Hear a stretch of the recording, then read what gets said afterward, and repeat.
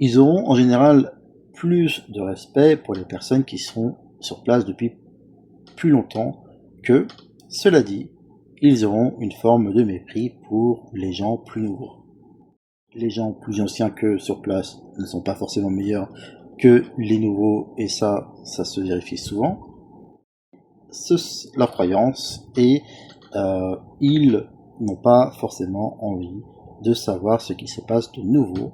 Voilà. Pour eux, tout ce qui vient de France est susceptible de mettre à mal leur équilibre.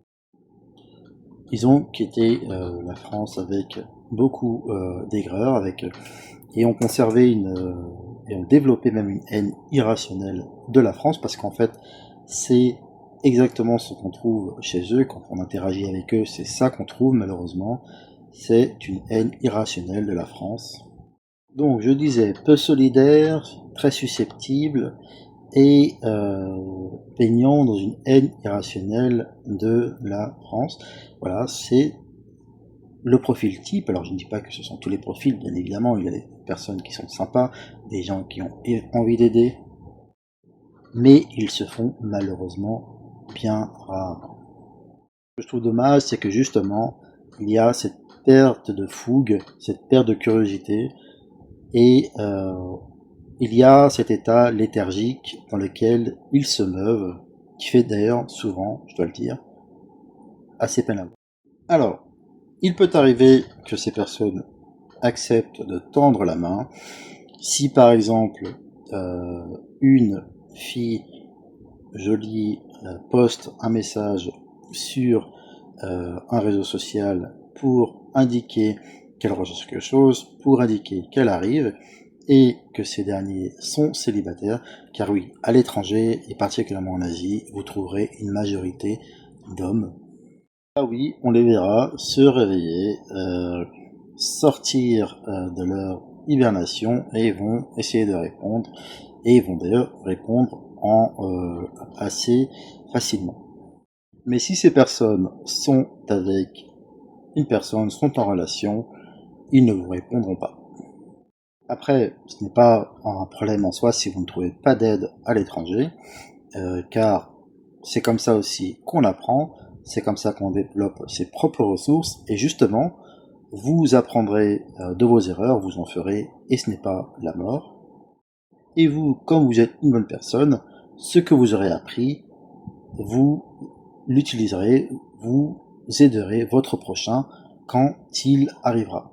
Surtout, ne vous transformez pas en monstre post-solidaire, très susceptible et très léthargique.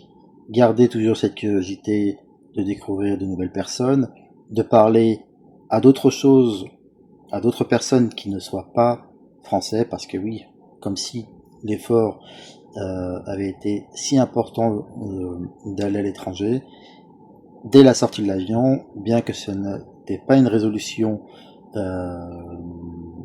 qu'on allait suivre, et ben finalement on se retrouve à fréquenter des Français 2-3 jours après. Voilà. Il faut garder cette curiosité qui vous fera rencontrer des personnes très intéressantes de tout horizon, avec des parcours différents. Après, finalement, vous vous trouverez dans des cercles d'amis plus intéressants, faisant des choses plus intéressantes, vous serez parfois beaucoup plus stimulé. Donc, choisissez parfois, vous pouvez vous essayer aussi dans un premier temps, si vous voyez qu'il y a de la résistance ou de l'indifférence, ce n'est pas grave. Ne vous en peinez pas, ne prenez pas l'avion pour retourner chez vous. Justement, vous apprendrez par l'effort, en vous trompant un peu. Ça créera parfois quelques contrariétés, mais ce n'est pas si grave. Ce n'est pas si grave. L'argent revient toujours. Finalement, ces choses, ces contrariétés du début seront rapidement oubliées à mesure que vous gagnerez en aisance dans le pays où vous serez. Car vous serez devenu un maître des rouages, vous saurez quoi faire, et justement, vous, comme vous êtes sympathique, vous utiliserez ça à bon escient pour aider votre prochain. C'est personnellement moi ce que je fais, j'aide systématiquement les personnes qui me demandent des choses, je suis relativement, oui, je suis très disponible. Voilà, j'aide, parce que je vois souvent parfois des étrangers qui ont le nez un peu en l'air, un peu l'air, voilà, découvrent leur premier pays étranger. Donc c'est vrai que parfois il faut faire un petit peu attention. Voilà. Ne devenez pas des zombies, ne devenez pas des morts vivants, soyez actifs, aidez votre prochain. Et voilà, si vous croyez au karma, vous verrez que tout cela vous sera retourné d'une manière ou d'une autre. Parfois, cette attitude peut être comprise. Il ne s'agit pas de leur jeter la pierre à 200%. Ça peut s'expliquer par le fait que souvent ces personnes ont peu de perspectives pour leur avenir, ils sont relativement inquiets pour leur avenir car quand même ils travaillent à l'étranger, leur situation au total n'est pas forcément très positive, pas de possibilité de perspective pour l'avenir, peut-être pas de possibilité d'acquisition d'appartement, peut-être pas de possibilité, je ne sais pas, de constituer un couple sur place, peut-être absence de possibilité d'économiser de l'argent tout simplement, de se constituer un petit pécule. Donc évidemment, cette absence de sérénité, cette faible croyance en son propre avenir peut expliquer que justement on n'ait pas envie d'aider son prochain. Parfois, l'aide sollicitée n'est même pas du domaine de l'aide. Quand on demande un renseignement sur quel est le meilleur site peut-être pour trouver un logement ou quel est voilà, le meilleur restaurant du coin. Voilà, ce n'est finalement rien de sorcier, mais justement, c'est là où peut-être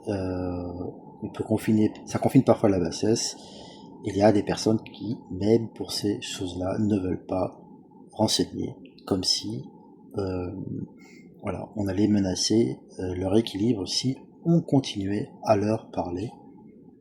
Là, on est dans ce qui relève pour beaucoup de la pathologie, du mal-être. Vous verrez que vous vous rendrez compte par vous-même que la solidarité entre Français de l'étranger est une chimère, qu'elle n'existe malheureusement pas, et ce n'est pas forcément un problème, car vous trouverez les ressources en vous pour trouver des solutions, pour vous faire de nouveaux amis, tout simplement par votre attitude positive et débrouillarde. Alors, pour revenir justement à ces Français qui sont assez peu solidaires, cela dit, il peut arriver d'être dans des situations où on les retrouve peut-être dans des bars et vous serez amené à communiquer avec eux. Et vous trouverez quelque chose qui est assez irrationnel. On parlait tantôt de haine irrationnelle de la France, mais je dirais qu'il y a une forme d'intérêt irrationnel pour la politique française, alors qu'ils sont censés ne plus aimer leur pays d'origine, de ne plus vouloir y retourner, restent néanmoins captivés par la politique française et débattront avec vous, parleront des candidats, parleront de divers sujets, avec l'espoir que les choses s'améliorent comme si ils envisageaient leur retour. Et d'ailleurs, c'est une bonne chose parce que beaucoup de Français qui sont à l'étranger, justement, à cause de leur haine irrationnelle de la France, s'enferment dans des situations où, avec très peu de perspectives, où ils tournent en rond, s'appauvrissent, enchaînent des jobs précaires,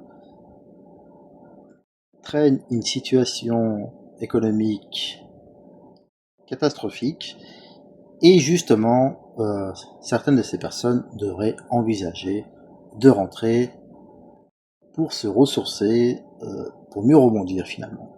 Car un certain nombre de ces Français, justement, se sont tellement enfermés dans le projet de ne pas retourner en France quoi qu'il arrive, coûte que coûte, au prix peut-être même de leur propre sécurité.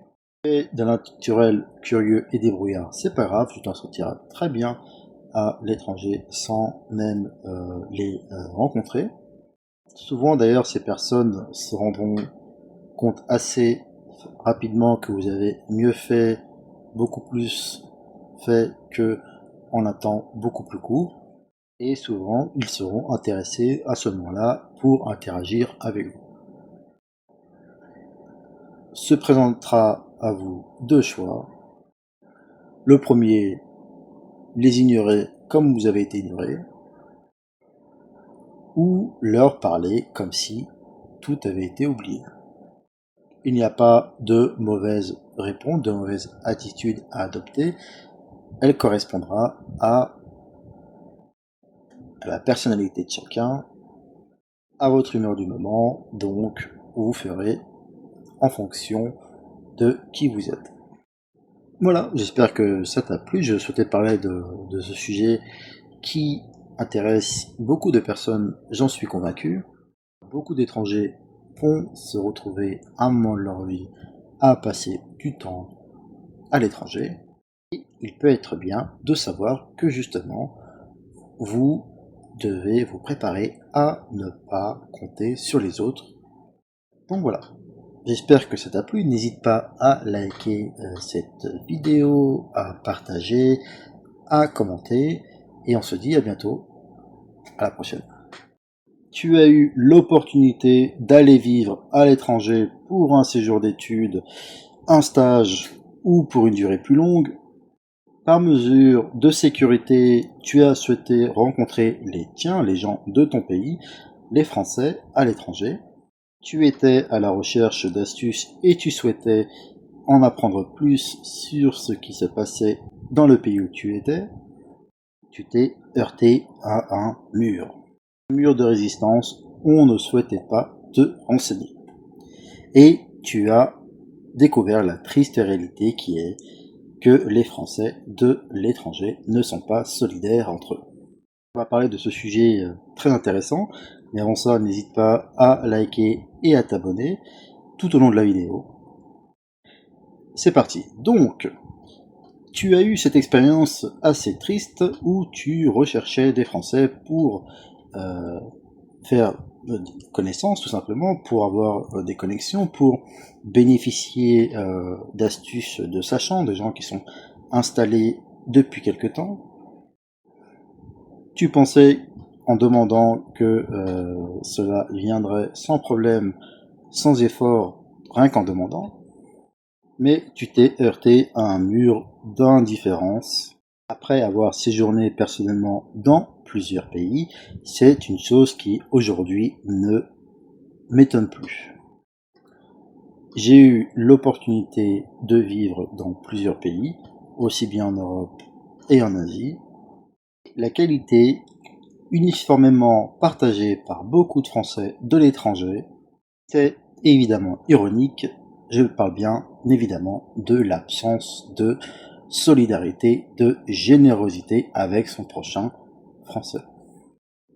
La première fois qu'on se confronte à cette réalité, on se dit que ce n'est pas normal, on se dit qu'on n'a peut-être pas rencontré la bonne personne, et puis à mesure qu'on rencontre de plus en plus de personnes, et ben, on se rend compte que justement ce défaut est partagé par un très très grand nombre d'entre eux. Vous êtes venus à eux avec des questions absolument toutes simples, ne demandant aucun effort d'engagement pour y répondre. Des questions du type: est-ce que tu connais un bar sympa? Est-ce que tu connais un restaurant bon? Etc. Est-ce que tu sais où on peut acheter telle chose? Voilà, des choses extrêmement simples. Et d'ailleurs, ces questions sont moins pour découvrir un endroit que pour essayer de nouer un contact, surtout que quand on rencontre les siens à l'étranger, on peut avoir justement cette curiosité de savoir ce que ces personnes font, tout simplement de discuter de son expérience sur place. Et parfois on peut vraiment s'étonner de la raison pour laquelle on n'obtient pas de réponse, éventuellement nos réponses restent totalement ignorées, lues mais ignorées, comme si la personne pensait que nous allions devenir une menace pour son équilibre. Alors, avant toute chose, il faut identifier 3 profils de Français à l'étranger. Alors, au plus haut, dirons-nous, il y a ce qui s'appelle les expatriés. Les expatriés, ne confondons pas, je vous prie, immigrés et expatriés. Il y a parfois un abus de langage, certains immigrés se qualifient d'expatriés alors que la réalité est tout autre. Leur réalité est tout autre. Un expatrié, c'est une personne qui a été envoyée avec sa famille, évidemment, par son entreprise d'origine, souvent un grand groupe, à l'étranger pour X raisons, pour y mener un projet pour l'entreprise pour 3, 6, 9 ans, voilà, selon le besoin. Avec cette installation vient un package très favorable avec l'école internationale pour les enfants, logement de fonction, voiture de fonction, dépenses pour la nourriture, prise en charge par l'entreprise, etc., etc. Donc, ce segment représente entre 5 et 10% de la population des Français installés dans le pays. Je n'ai pas de chiffres, mais voilà, on peut partir sur cette base-là, par rapport sur la base de rencontres que vous ferez.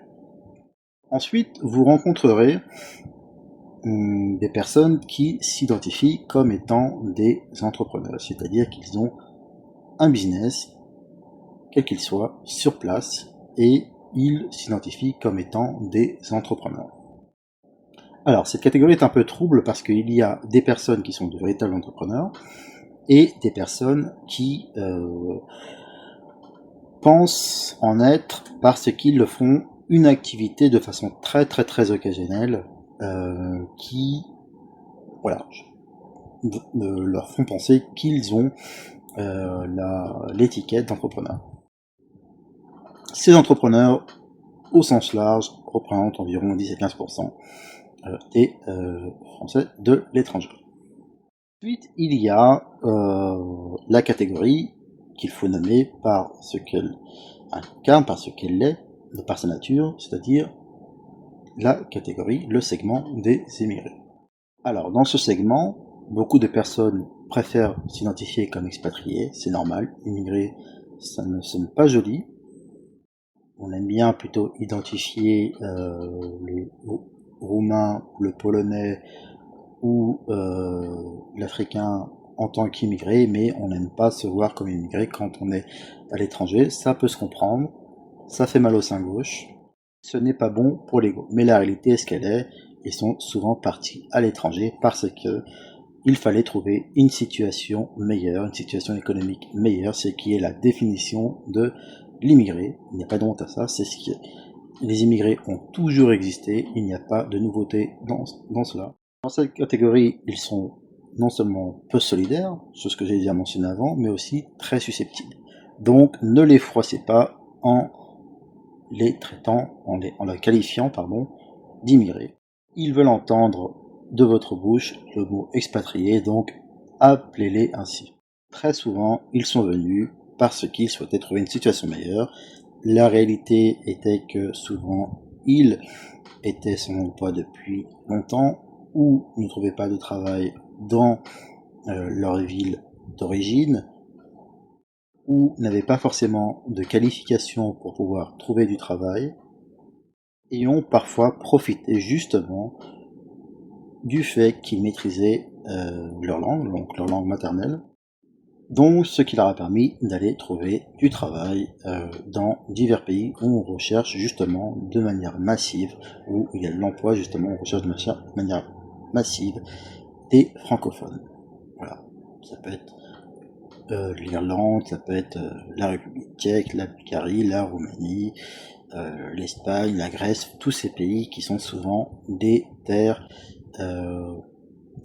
au sens large, mais ce n'est pas tout à fait ça, mais on va dire du call center. Ce n'est pas du call center toujours, mais voilà, souvent des métiers commerciaux, customer service, etc., etc. Vous trouverez des profils totalement identiques en Asie.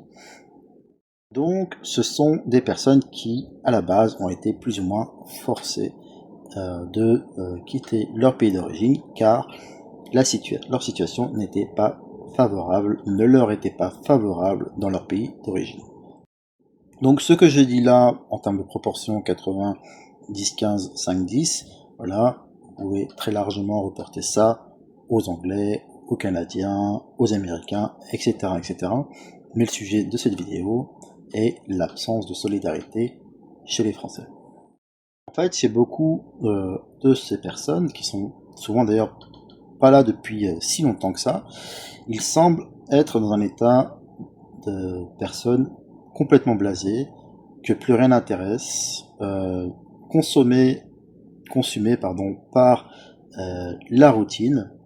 Ce n'était pas à la base des personnes pleines d'initiative, même si ça représente un certain courage quand même de se dire dans ma situation actuelle, j'ai besoin d'aller ailleurs pour y trouver du travail, mais comme si cela représentait un excès de courage, ils avaient complètement, voilà, c'est comme si ils avaient complètement drainé, et donc, une fois à l'étranger, ils se retrouvent dans un état d'endormissement, un état de sommeil, un état où l'initiative n'existe plus.